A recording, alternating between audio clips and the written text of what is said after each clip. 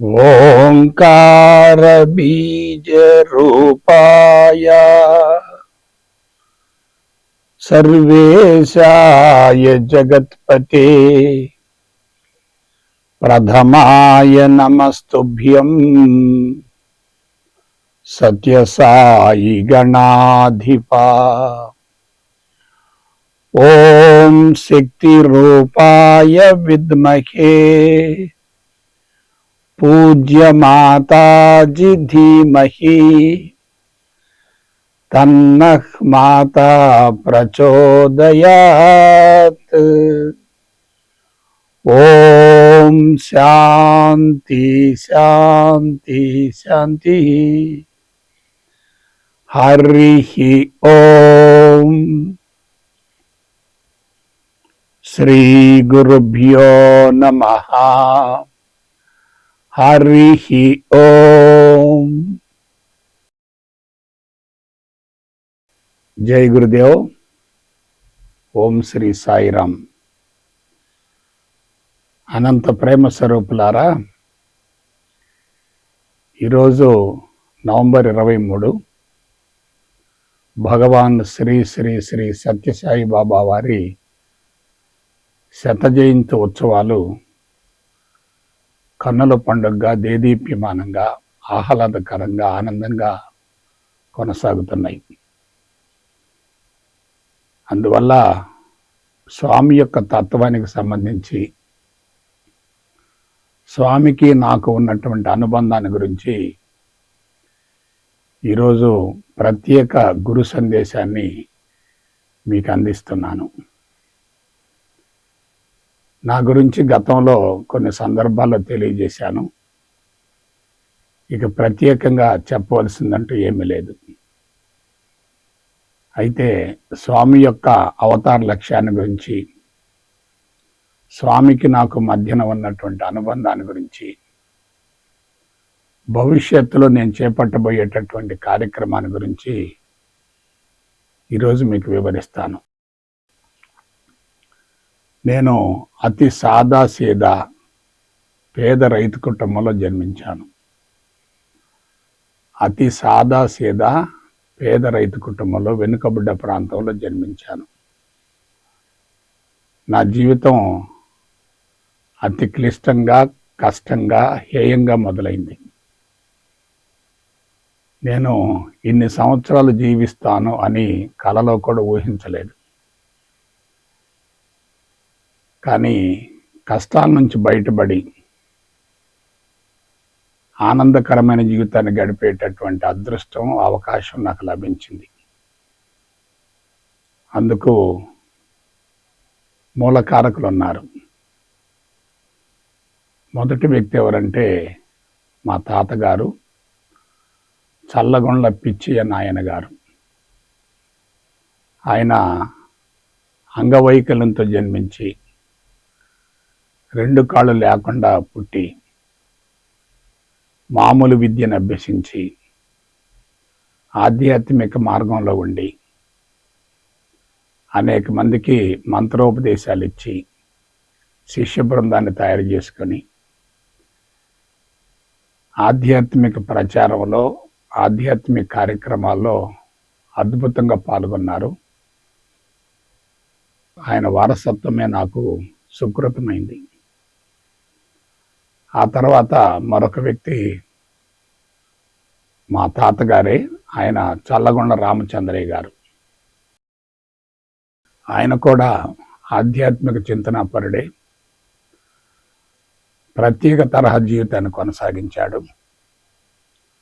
ఆయుర్వేదంలో ఒక రకమైనటువంటి దిట్ట. మరణించేంత వరకు చాలామందికి ఉచితంగా వైద్య సేవలు అందించారు. ఆయన ప్రభావం నా జీవితం మీద ప్రత్యక్షంగా ఉంది. ఎందుకంటే నేను చల్లగొండ పిచ్చయ్య నాయన గారిని కంటితో చూడలేదు. కానీ రామచంద్రయ్య గారితో మాత్రం నాకు అనుబంధం ఏర్పడింది. ఆయన నన్ను దగ్గర కూర్చోబెట్టుకొని అనేక కథలు చెప్తూ ఉండేవారు. ఆ తర్వాత మా తల్లిదండ్రులు, వాళ్ళు బ్రహ్మోపదేశం పొందారు. మంత్రాన్ని స్వీకరించారు, ఆధ్యాత్మిక మార్గంలోనే కొనసాగారు. మా అమ్మగారికి ఆధ్యాత్మికతను గురించి అవగాహన లేదు, కానీ ప్రగాఢమైనటువంటి విశ్వాసం ఉంది. ఆ విధంగా వాళ్ళిద్దరి యొక్క వారసత్వంగా నేను జన్మించాను. అయితే దురదృష్టవశాత్తు దాదాపు 40వ సంవత్సరం వరకు నేను ఆధ్యాత్మికతను వ్యతిరేకిస్తూ ఆధ్యాత్మిక మార్గానికి దూరంగా ఉన్నాను.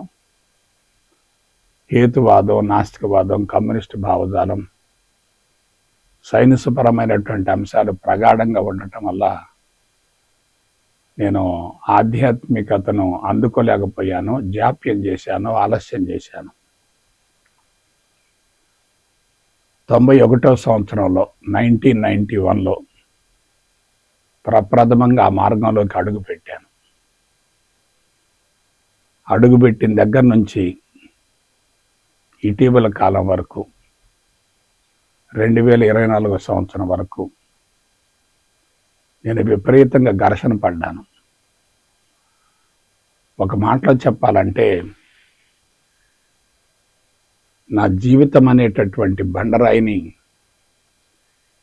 నేనే శిల్పిగా మారి శిల్పంగా మలుచుకున్నాను. నాది అతి సాదాసీదా జీవితం,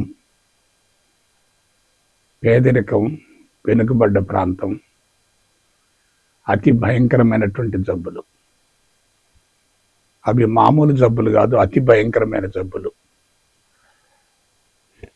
నా అంచనా ప్రకారం నాలాంటి భయంకరమైన జబ్బులతో జీవితాన్ని ప్రారంభించి ఆధ్యాత్మిక మార్గంలోకి ప్రవేశించి ఒక సంస్థను స్థాపించి విజయవంతమైనటువంటి వ్యక్తులు భూమండలంలో ఎవరు ఉండకపోవచ్చు.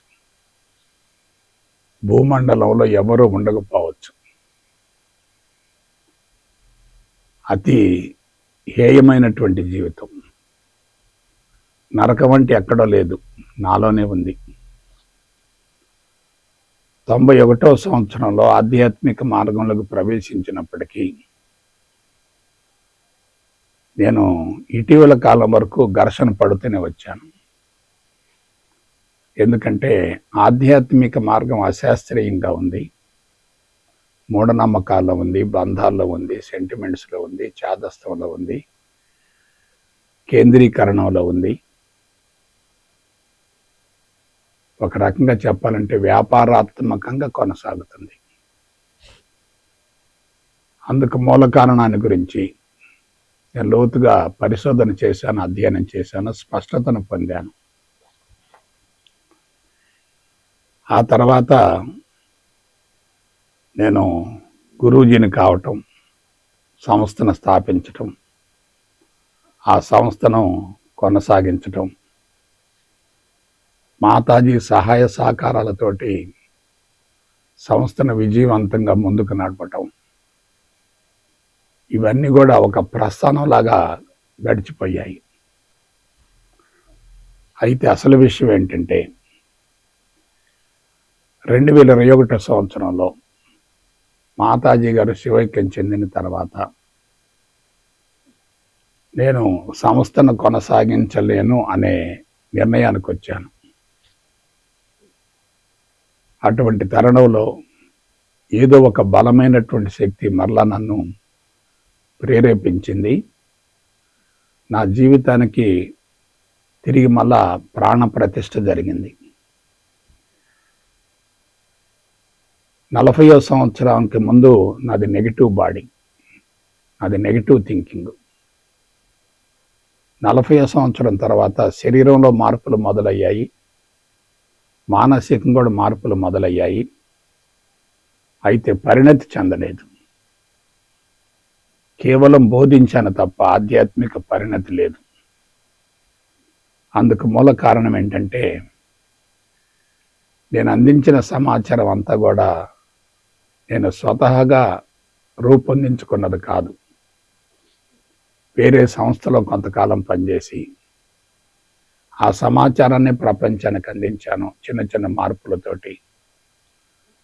సొంతగా స్వశక్తితోటి, స్వయం కృషితోటి సమాచారాన్ని అందించలేకపోయాను. అయితే మొట్టమొదటిసారిగా 2004 సంవత్సరం దసరా ఉత్సవాలప్పుడు నేను రెండోసారి మాతాజీ, మా పెద్దబాబు, నేను ముగ్గురు వెళ్ళాం. స్వామిని దర్శించుకున్నాం. ఆ తర్వాత స్వామి ద్వారా ఉపదేశం పొందాం. అది నా జీవితానికి అద్భుతమైనటువంటి మలుపు. ఎందువలన అది అద్వైత మంత్రం. అద్వైత మంత్రాన్ని స్వామి నాకు ప్రత్యక్షం ఉపదేశించారు. ఆత్మశుద్ధి యోగాన్ని నాకు ప్రసాదించారు.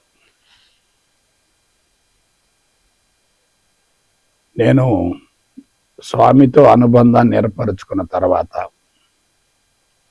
ఆధ్యాత్మిక మార్గం పట్ల నాకు స్పష్టత ఏర్పడింది. అప్పటి వరకు నేను బోధించాను తప్ప అనుభవాన్ని పొందలేదు. అయితే స్వామి పట్ల నాకు అనేక అనుమానాలు ఉన్నాయి. సంస్థతో ప్రగాఢమైనటువంటి అనుబంధం ఏర్పడింది. సంస్థను వదులుకోవటం కష్టమైంది. అందువల్ల స్వామి యొక్క ఆదేశాలను, సందేశాలను 100% అమలు జరపలేకపోయాను. స్వామి చెప్పిన మాటలు ఏమిటంటే, శక్తిని, వాక్కును నీ నుండే అందిస్తాను.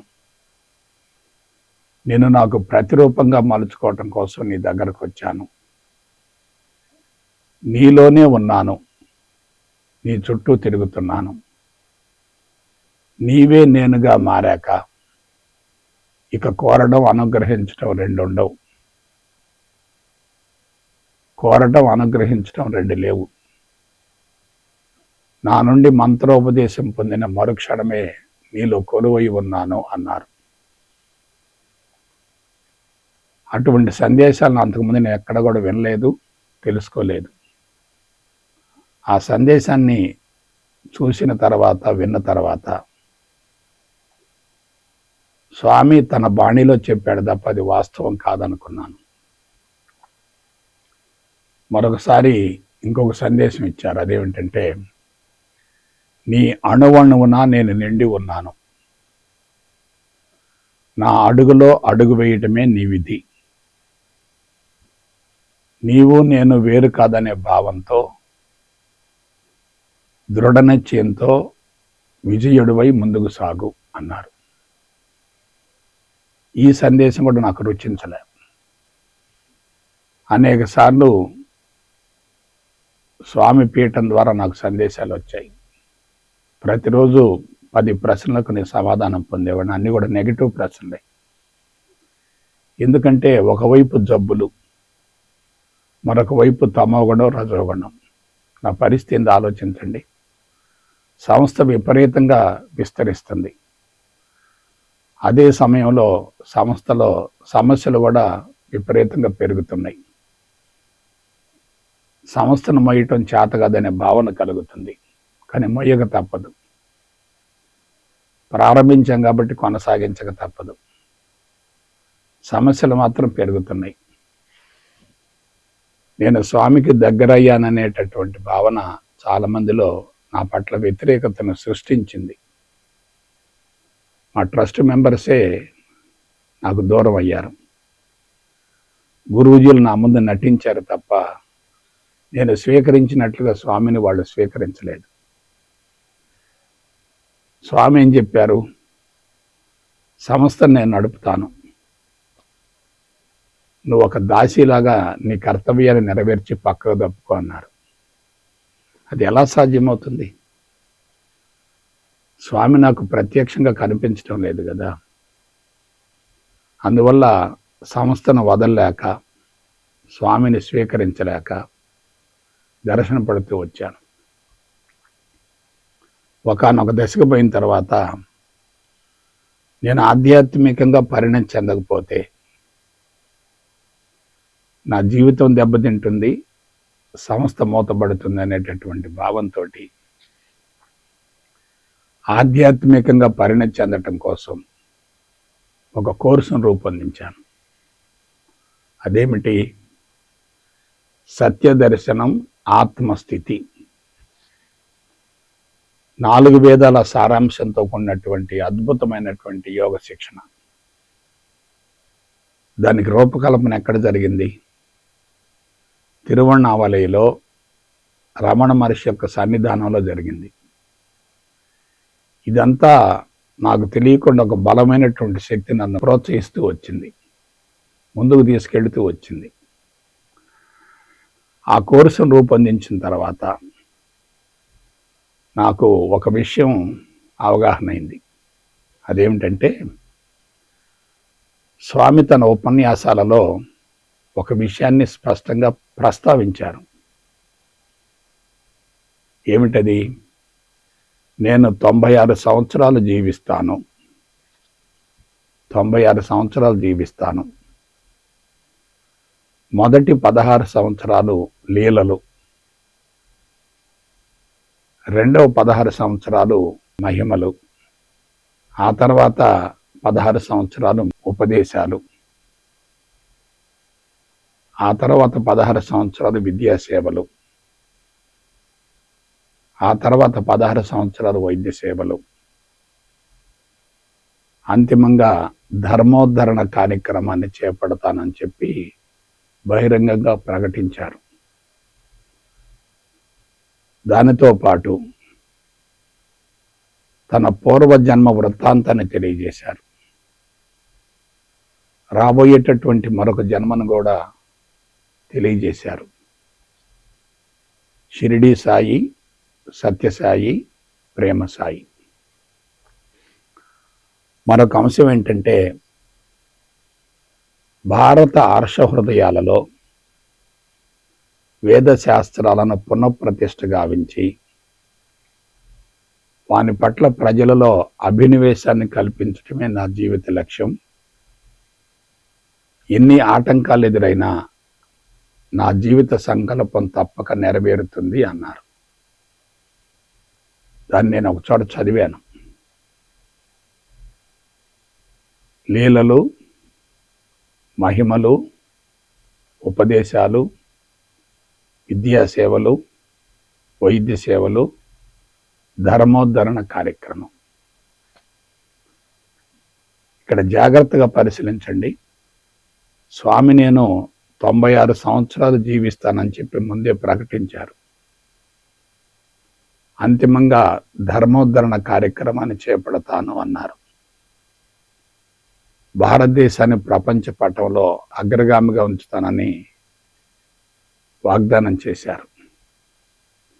భవిష్యత్తులో భారతదేశం ఎలా ఉంటుందంటే, రైలు బోగీలకి ముందున్నటువంటి ఇంజిన్ మాదిరిగా తయారవుతుంది అన్నారు. ఇక అసలు విషయం ఏంటంటే, నేను 2009-10 సంవత్సరాల్లో సత్యదర్శనం ఆత్మస్థితి కోర్సును రూపొందించడం ప్రారంభించాను. ఆ మహాప్రస్థానం దాదాపుగా దశాబ్ద కాలం కొనసాగింది. స్వామి మాత్రం 2011 సంవత్సరం ఏప్రిల్ 24వ తేదీన అధికారికంగా జీవితాన్ని ముగించారు. అంటే 6వ ప్రణాళికైనటువంటి ధర్మోద్ధరణ కార్యక్రమం ముగియకుండానే స్వామి మహాభినిష్క్రమణం చెందారు. ఆ కార్యక్రమం పూర్తి కాలేదు. కాబట్టి ఆ కార్యక్రమాన్ని కొనసాగించేటటువంటి బాధ్యత నా మీద పడింది. అంటే అప్పుడు నేను అవేమో అనుకోలేదు. ఇటీవల కాలంలో 2025 సంవత్సరం ప్రారంభంలో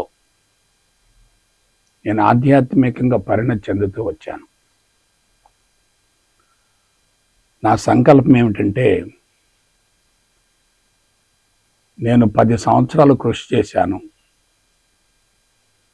4 వేదాల గురించి శాస్త్రయుక్తమైనటువంటి సమాచారాన్ని వెలికి తీశాను. ఎవరి పుస్తకం చదవలేదు, ఎవరి సందేశాలు వినలేదు. కేవలం స్వయం కృషితోటి, స్వశక్తితోటి ఆ సమాచారాన్ని వెలికి తీశాను. ఎలా? 4 వేదాల యొక్క 4 పదాలను ఆధారంగా చేసుకొని ఆ వేదం యొక్క సారాంశాన్ని మొత్తాన్ని బయటికి తీశాను. ఆ కోర్సులో దాన్ని ప్రవేశపెట్టాను. ఏమిటి ఆ కోర్సు? సత్యదర్శనం, ఆత్మస్థితి. ఒక మాట చెప్తాను, సత్యదర్శనం ద్వారా మాత్రమే ఆత్మస్థితి కలుగుతుంది. సత్యం వేరు, సత్యదర్శనం వేరు. సత్యం అంటే ఉన్నదానిని తెలుసుకోవటం, సత్యదర్శనం అంటే దాన్ని అనుభవంలోకి పొందటం. సత్యదర్శనం ద్వారా మాత్రమే ఆత్మస్థితి కలుగుతుంది. ఆత్మస్థితికి చేరినటువంటి వ్యక్తి మాత్రమే ఆనందంగా జీవించగలుగుతాడు. ఆత్మస్థితి నుండి జీవిస్తూ ఉంటే అతడు అవధూత అవుతాడు. కాబట్టి నేను స్వామి యొక్క అవతారానికి అవధూతగా నిలవాలనేటటువంటి భావన కలిగింది. అవధూత అవతార పురుషుడి యొక్క సమ్మేళనమే ఈ ధర్మోద్ధరణ కార్యక్రమం అనేది నా భావన. అయితే 2021 సంవత్సరంలో మాతాజీ గారు పరంపదించారు కదా. ఇక సంస్థ పరిస్థితి ఏమిటి? సంస్థ భవిష్యత్తు ఏమిటి? దాని గురించి నాలో అనేక సందేహాలు తలెత్తాయి. సంస్థను మూసివేయటం భావ్యం కాదు, ఎందుకంటే వేదాల సారం బయటకు వచ్చింది కదా. సంస్థను కొనసాగించాలంటే నాకు వయసు మళ్ళింది. మాతాజీ సహాయ సహకారాలు లేకుండా సంస్థను కొనసాగించడం చాలా కష్టమనే భావన కలిగింది. స్వామి యొక్క అండదండల గురించి నేను పెద్దగా ఆలోచించలేదు. అయితే నేను చేసినటువంటి ఒకే ఒక అద్భుతమైన ప్రయోగం ఏమిటంటే, అద్వైత మంత్రాన్ని ఆధారంగా చేసుకొని అంతర్ముఖ యోగ శిక్షణకు రూపకల్పన చేశాను. అద్వైత మంత్రాన్ని ఆధారంగా చేసుకొని ఒక శిక్షణను రూపొందించిన, అదే అంతర్ముఖ యోగ శిక్షణ. ప్రతికూలమైనటువంటి వాతావరణంలో కూడా ఆ శిక్షణను ప్రపంచానికి అందించే ప్రయత్నం చేశాను. చాలా ఇబ్బందులు పడ్డాను. దానికి మూల కారణం ఏంటంటే, నాలో ఒక బలహీనత ఉంది. స్వశక్తిని గురించి ఎక్కువ ఆలోచిస్తాను తప్ప దైవశక్తికి ప్రాధాన్యతనివ్వను. అది ఒక రకంగా ప్రమాదమే. ముందు స్వశక్తి ఉండాలి, తర్వాత దైవశక్తిని ఆలంబనగా చేసుకోవాలి. మాతాజీ లేకుండా క్లాసులు నడపడం అనేది ఒక రకంగా సాహసమే కదా. అందువల్ల నేను ఆ శిక్షణను అందించేటప్పుడు చాలా ఇబ్బందులు పడ్డాను. ఆ తర్వాత రెసిడెన్షియల్ క్యాంపులు నడిపాను. అదేమిటి? చిత్తశుద్ధి యోగా, సత్యదర్శన యోగా. అవి కూడా నామమాత్రంగానే కొనసాగాయి తప్ప విజయవంతం కాలేదు. ఆ తదుపరి శిబిరాలకు రూపకల్పన చేశాను. అవేంటి? సంపూర్ణ ఆరోగ్య యోగ శిబిరం, నిత్యానంద యోగ శిబిరం, సంకల్ప సిద్ధి యోగ శిబిరం. నేను ఈ శిబిరాలకు రూపకల్పన గావించడంలో ముఖ్యమైనటువంటి ఉద్దేశం ఏంటంటే, జ్ఞానపరంగా ఎదిగినప్పటికీ శరీరం సహకరించకపోతే ఎటువంటి ఫలితం ఉండదు. శరీరం సహకరించినప్పటికీ, ఆరోగ్యంగా ఉన్నప్పటికీ జ్ఞానం లేకపోతే ఆత్మస్థితికి వెళ్ళే అవకాశం లేదు. అందువల్ల శరీరాన్ని, మనసును రెండింటినీ సమూలంగా శుద్ధి చేస్తూ ఆత్మస్థితికి తీసుకెళ్లే విధంగా ఆ శిబిరాలకు రూపకల్పన చేశాను. ఇది కూడా సాహసమే. మాతాజీ మరణించిన తర్వాత నేను చేపట్టినటువంటి కార్యక్రమాలు మొత్తం కూడా శక్తికి మించినటువంటి కార్యక్రమాలు. ఒంటరి ప్రయాణం. గురూజీలను కూడా వదిలేశాను. సంస్థను గురించి కూడా నేను ఆలోచించలేదు. నా ఉద్దేశం ఒక్కటే, 4 వేదాల సారాంశాన్ని బహిర్గతం చేశాను. నా అంతిమ శ్వాస వరకు ఆ వేదాల సారాన్ని ప్రపంచానికి అందించాలి అనేదే నా జీవిత లక్ష్యం. అందుకు నేను స్వామిని కూడా ఎక్కువగా పరిగణనలోనికి తీసుకోలేకపోయాను. శిబిరాలు కూడా అంతంత మాత్రంగానే నడిచాయి. కానీ అదృష్టం ఏమిటంటే 2025 సంవత్సరం ప్రారంభంలో నాకు భౌతికపరమైనటువంటి ఆరోగ్యంలో ఉన్నటువంటి చిన్న చిన్న బలహీనతలు తొలగిపోయాయి. ఆ తర్వాత 3వ శిబిరానికి రూపకల్పన చేశాను. అదేమిటి? సంకల్ప సిద్ధి యోగ శిబిరం. మొదటిదేమో సంపూర్ణ ఆరోగ్య యోగ శిబిరం, రెండవది 4 వేదాల సారాంశంతో కూడినటువంటి నిత్యానంద యోగ శిబిరం, మూడవది ఇటీవలే రూపొందించినటువంటి సంకల్ప సిద్ధి యోగ శిబిరం.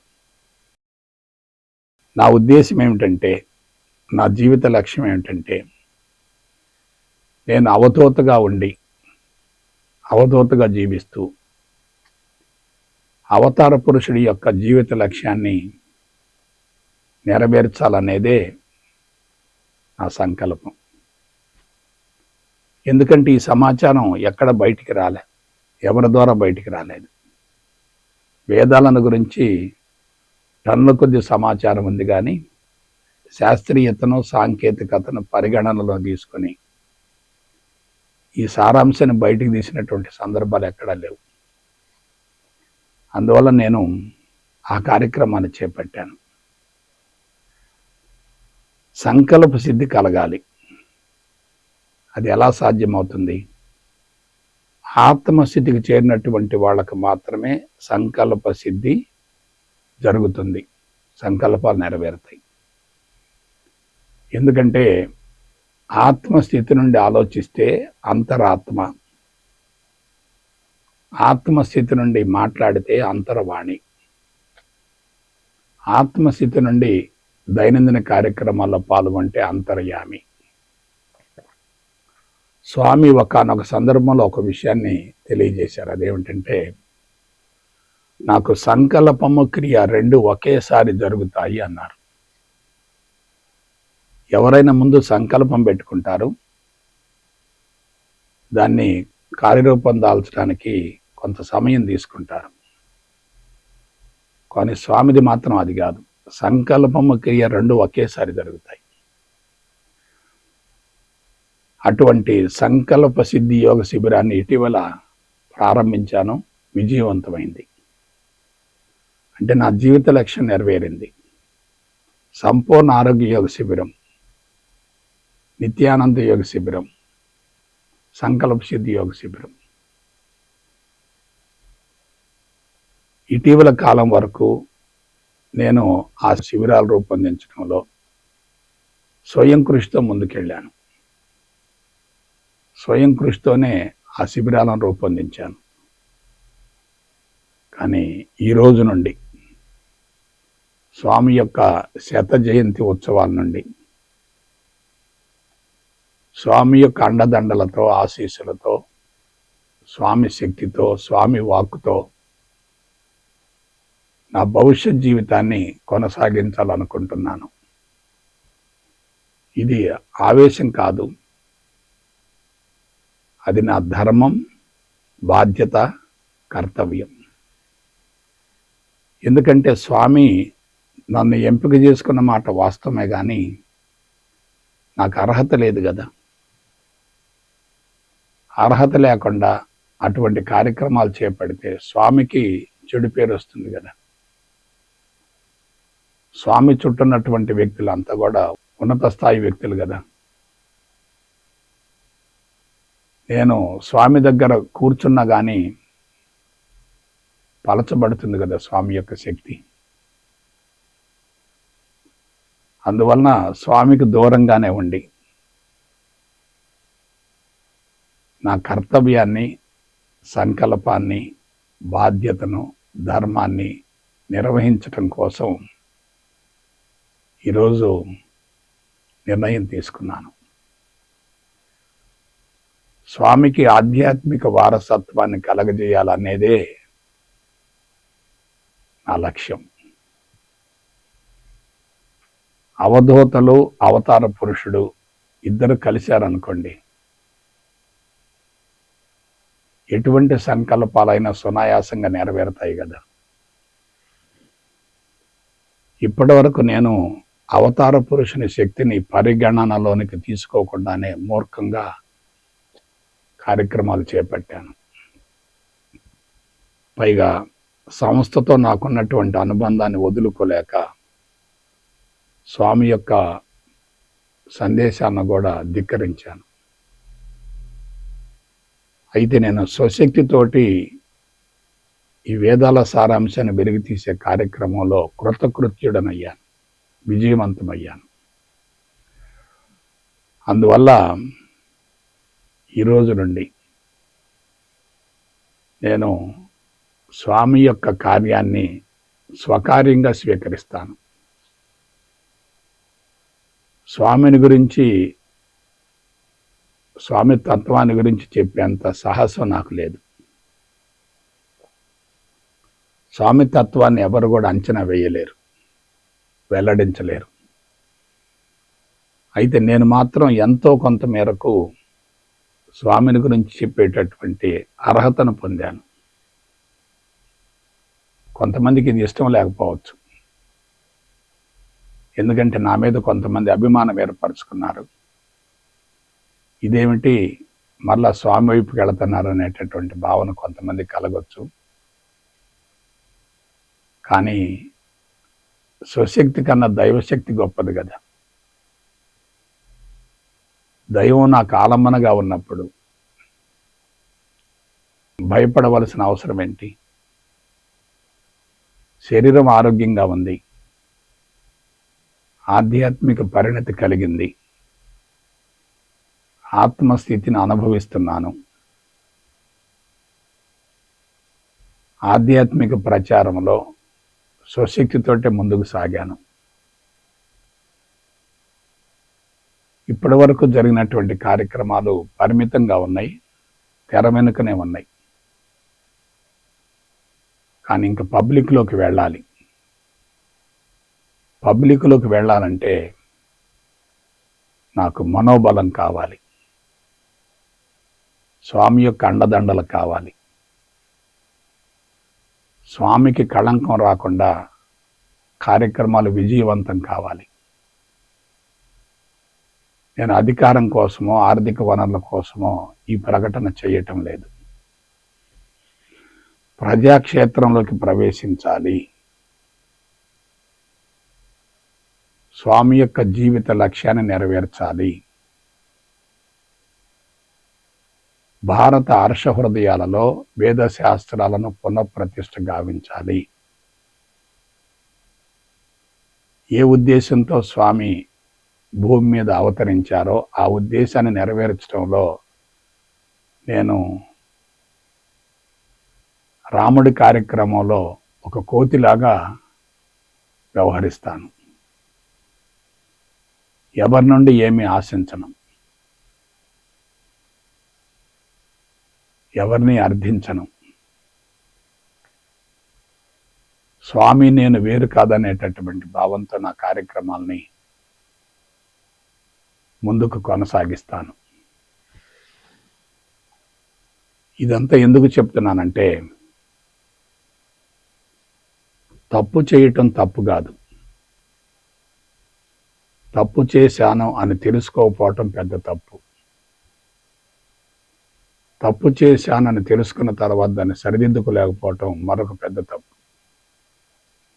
నేను ఎవరిని? ఒక పరమాణువుని నేను. ఇప్పుడు నేను ఎలా ఉన్నాను? అంతరంగం సమూలంగా శుద్ధి గావించుకున్నాను. భౌతిక ఆరోగ్యాన్ని పొందాను, మానసికంగా వికసించాను, ఆధ్యాత్మికంగా పరిణతి చెందాను. భవిష్యత్తులో అవధూతగా నా కార్యక్రమాలను కొనసాగించాలి. అందువల్ల గతాన్ని తలుచుకుంటే, అప్పటికిప్పటికి నా అంతరంగాన్ని పోల్చుకుంటే నా ఒళ్ళు గగురు పొడుస్తుంది, నా మీద నాకు అసూయ కలుగుతుంది. ఒక సాదాసీదా రైతు బిడ్డ ఏమిటి, వేదాన్ని గురించి ఏమీ తెలియకుండానే వేదాల సారాంశాన్ని మొత్తం బహిర్గతం గావించడం ఏంటి?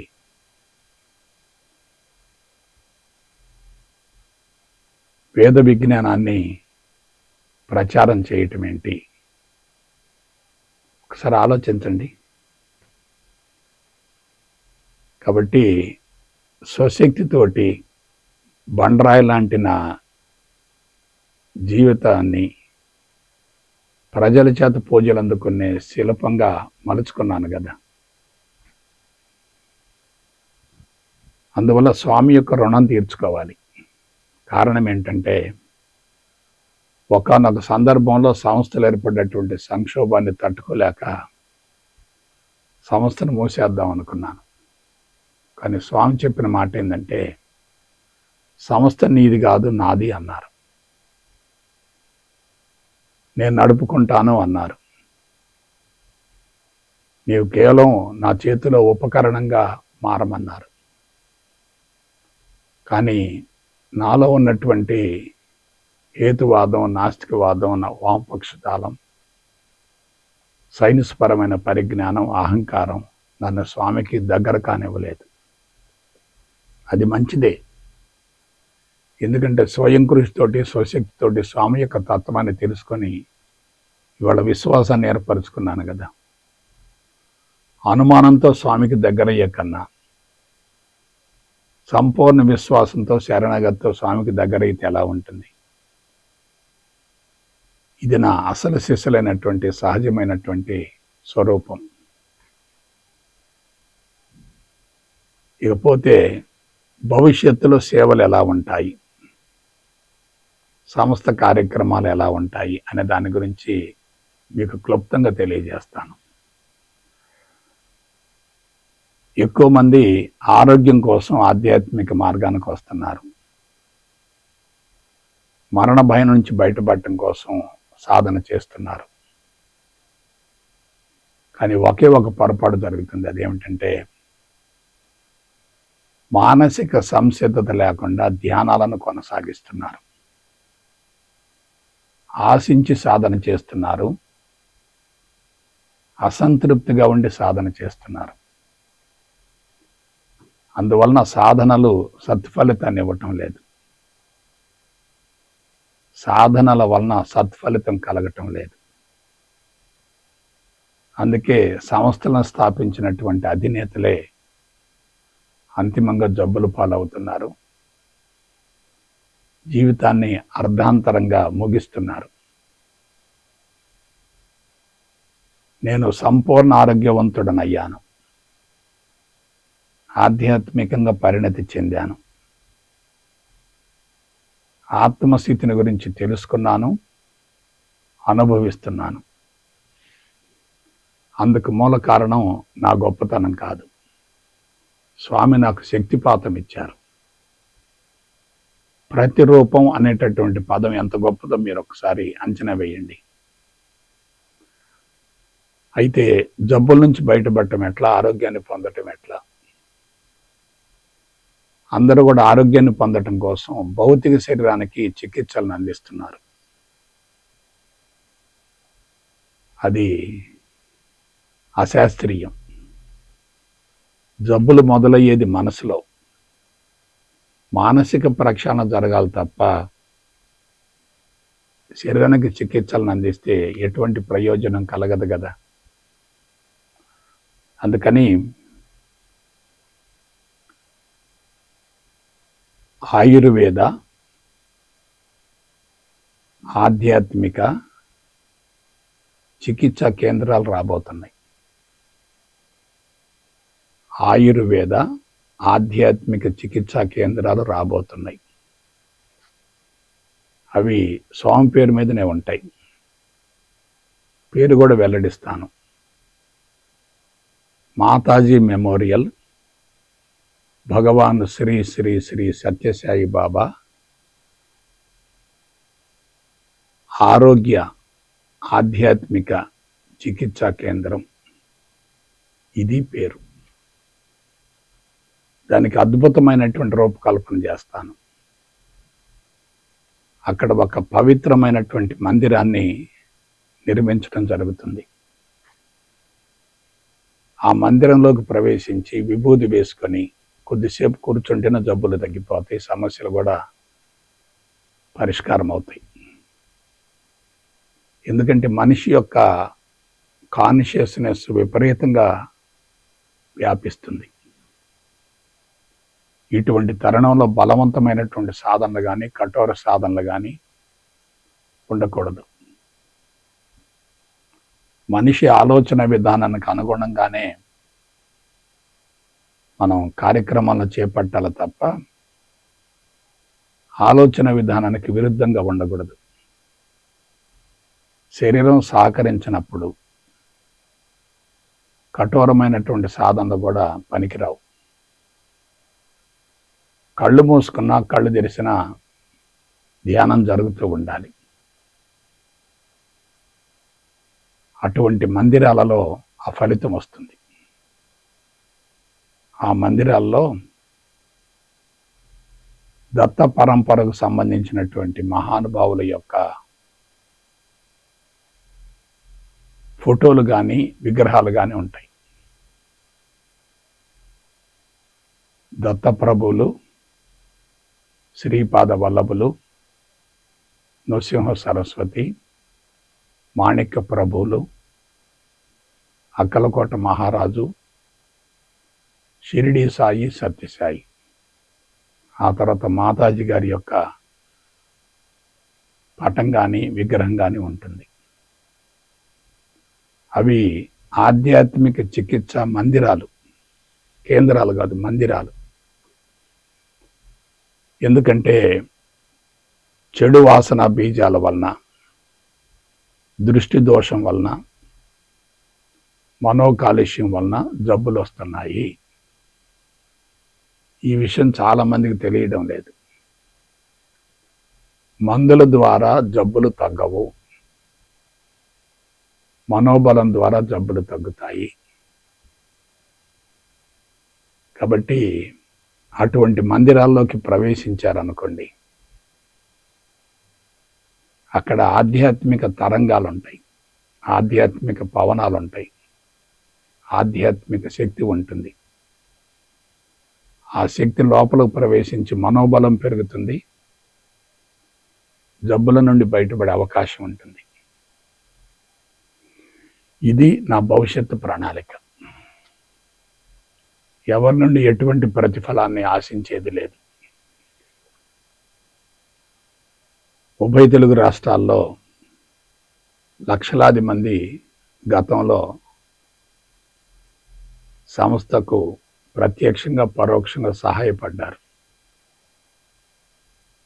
వాళ్ళ రుణం తీర్చుకోవాలి. వాళ్ళందరూ కూడా నాకు సహాయం చేసినటువంటి వాళ్ళే. సంస్థ పురోభివృద్ధిలో వాళ్ళు కీలక పాత్ర పోషించారు. మాతాజీ మరణం తర్వాత ధ్యాన మండల కార్యక్రమాలను తగ్గించి వేశాను. గురూజీలతో ఉన్నటువంటి సంబంధాన్ని వదులుకున్నాను. కానీ ఇప్పటి నుంచి నా అసలు కార్యక్రమం మొదలవుతుంది. ఇప్పటి వరకు విశ్వమే గురూజీ ద్వారా 10% మాత్రమే ప్రపంచానికి సేవలు అందాయి. భవిష్యత్తులో 90% సేవలు అందించబడబోతున్నాయి. పైసా ఖర్చు లేకుండా రుగ్మతలు తొలగిపోతాయి. ఆ తర్వాత సమస్యలు పరిష్కారం అవుతాయి. అందుకు దత్త పరంపర యొక్క శక్తి అద్భుతంగా దోహదపడుతుంది. స్వామి యొక్క అండదండలు ఆధ్యాత్మిక పురోభివృద్ధికి, ఆర్థిక చేయూతకు, ఆరోగ్యాన్ని పొందడానికి ఉపయోగపడతాయి. నేను అవధూతగా ఉంటాను. నాలాంటి అవధూతలను 1008 మందిని తయారు చేస్తాను. నాలాంటి అవధూతలను 1008 మందిని తయారు చేస్తాను. వాళ్ళు భవిష్యత్తులో ఇతర దేశాలకు కూడా వెళ్ళగలుగుతారు. భారతదేశపు ఆధ్యాత్మిక పవనాలు ప్రపంచమంతటికి వ్యాపిస్తాయి. ఋషి సాంప్రదాయం అనుకోండి, ఋషి సంస్కృతి అనుకోండి, సనాతన ధర్మం అనుకోండి, ఋషి తత్వం అనుకోండి, ప్రపంచానికి విపరీతంగా విస్తరిస్తుంది. ఎందుకంటే ఇప్పటి వరకు ప్రపంచానికి దాని అవసరం లేనందువల్ల అందరూ కూడా వేరే మార్గాల ద్వారా ఆనందాన్ని పొందాలని ప్రయత్నిస్తున్నారు. కానీ సనాతన ధర్మం తప్ప, ఋషి తత్వం తప్ప వేరే మరొక ప్రత్యామ్నాయం లేదు. కాబట్టి ఆధ్యాత్మిక చికిత్సల ద్వారానే ఆరోగ్యాన్ని, ఆనందాన్ని పొందే అవకాశం ఉంటుంది. అటువంటి ఆధ్యాత్మిక చికిత్సలు భవిష్యత్తులో విపరీతంగా జరుగుతాయి. ధ్యాన మండలి ద్వారా స్థాపించబడ్డటువంటి ఆధ్యాత్మిక చికిత్స మందిరాల్లో అవి దేవాలయాలు అవుతాయి. అక్కడే అన్ని సమస్యలకు పరిష్కారం జరుగుతుంది. అన్ని జబ్బులు పూర్తిగా తగ్గిపోతాయి. అందుకు నేను మీ అందరి యొక్క ఆశీస్సులు కోరుకుంటున్నాను. ఎందుకంటే నేను సంస్థ నడపడంలో చాలామంది ద్వారా ఆర్థిక సహాయాన్ని పొందాను, అండదండలు స్వీకరించాను. నేను పరిణతి చెందకుండానే నన్ను చాలామంది ఆదరించారు. నేను పరిణతి చెందకుండానే స్వామి నన్ను స్వీకరించారు. ఒక పనికిరానటువంటి రాయిని వజ్రంగా తయారు చేశారు. ఏమిస్తే రుణం తీరుతుంది? ఎలా రుణం తీరుతుంది? నాకు ఇంకేం కావాలి? నాకేం అవసరం లేదు కదా. కానీ నా దగ్గర ధనం ఉంది. ఏమిటా ధనం? జ్ఞాన ధనం ఉంది. సద్గురువు యొక్క తత్వంతో నేను జీవిస్తున్నాను. ఈ తత్వం నుండి తర్వాత అవధూత స్థితికి వెళతాను. అవధూతలు ఎక్కడ కాలు పెడితే అక్కడ శక్తి ప్రజ్వరులుతూ ఉంటుంది. అటువంటి అవధూతలు భవిష్యత్తులో భారతదేశానికి, ప్రపంచానికి వరం అవుతారు. నకిలీ ఆధ్యాత్మికత అంతా కూడా కనుమరుగవుతుంది. స్వచ్ఛమైన, సత్యవంతమైనటువంటి ఆధ్యాత్మికతే ప్రపంచానికి ఆలంబనం అవుతుంది. భవిష్యత్తులో వినకూడని వార్తలు వింటాం, చూడకూడనటువంటి దృశ్యాలు చూస్తాం. మానవ సంబంధాలు పూర్తిగా వికటిస్తాయి. ఒక వ్యక్తి మరొక వ్యక్తిని భరించలేడు. ఒకరి ఉనికి మరొకరికి అసౌకర్యంగా మారుతుంది.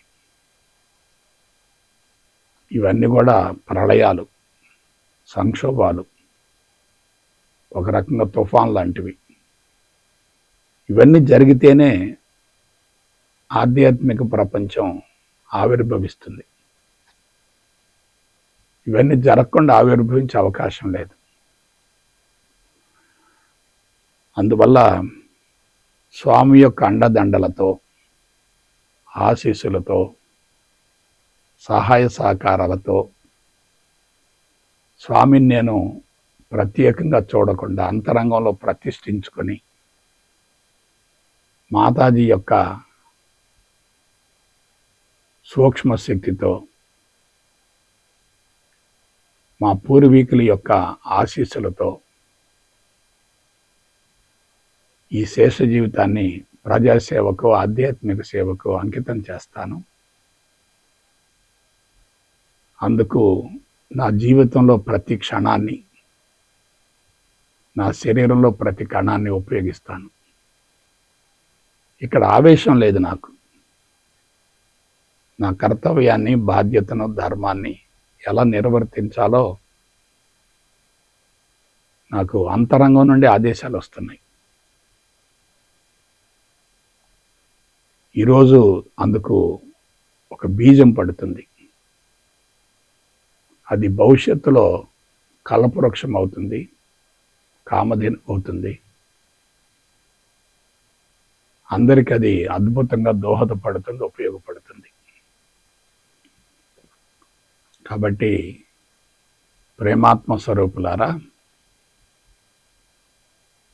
నా జీవితంలో 3 దశలు జరుగుతున్నాయి. ఒకటి, ఆధ్యాత్మిక మార్గంలోకి ప్రవేశించేంతవరకు మొదటి దశ. మాతాజీ మరణం వరకు 2వ దశ. స్వామి అండదండలతో, ఆశీస్సులతో, సహకారంతో, సహాయంతో ముందుకెళ్ళటం అనేది 3వ దశ. ఈ రోజు నుండి ఆ 3వ దశకు అంకురార్పణ జరుగుతుంది. భవిష్యత్తు ఎలా జరుగుతుంది అనేది నేను ముందే ఎవరికి వెల్లడించడం లేదు, కానీ ప్రణాళికను మాత్రం తెలియజేస్తున్నాను. ఏమిటది? ఆరోగ్య, ఆధ్యాత్మిక మందిరాలు రావాలి. ఆరోగ్య, ఆధ్యాత్మిక మందిరాలు రావాలి.